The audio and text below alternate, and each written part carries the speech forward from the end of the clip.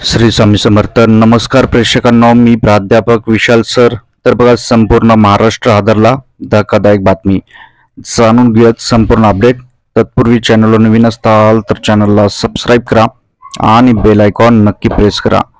या ठिकाणी राज्यातील सर्व घडामोडी, सरकारी योजना, विद्यार्थी शिष्यवृत्ती, त्याचप्रमाणे राज्यातील सर्व थरथराक बातम्यांचा तपशील मिळेल.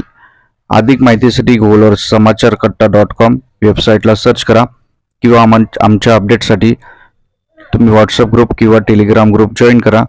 लिंक डिस्क्रिप्शन आणि कमेंट सेक्शन मध्ये दिलेली आहे. तर बघा, एक धक्कादायक बातमी.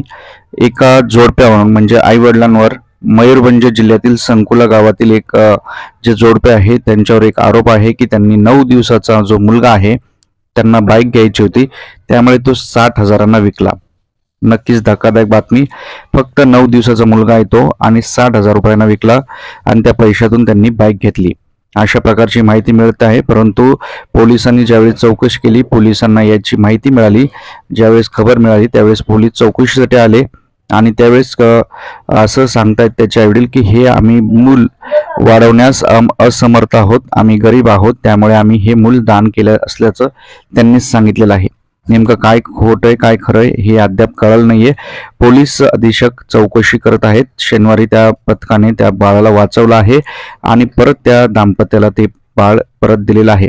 परंतु मुलांच्या आईवडिलांचा सपशेल निकार आहे. त्यांनी सांगितलेलं आहे की हे बाळ आम्ही 60,000 रुपयांना विकलं नाहीये, त्यातील काही रक्कम मुलाच्या वडिलांनी बाईक घेण्यासाठी देखील वापरली होती, या दाव्याचे त्यांनी खंडन केलेले आहे. मुलाची आई जी शांत आहे ती म्हणाली, मी मुलाला जन्म दिला आहे परंतु गरिबीमुळे मी त्याला वाढू शकत नाही. आम्ही मूल नसलेल्या एका जोडप्याला आमचं बाळ दिलं आहे, मी माझ्या मुलाला विकलं नाही.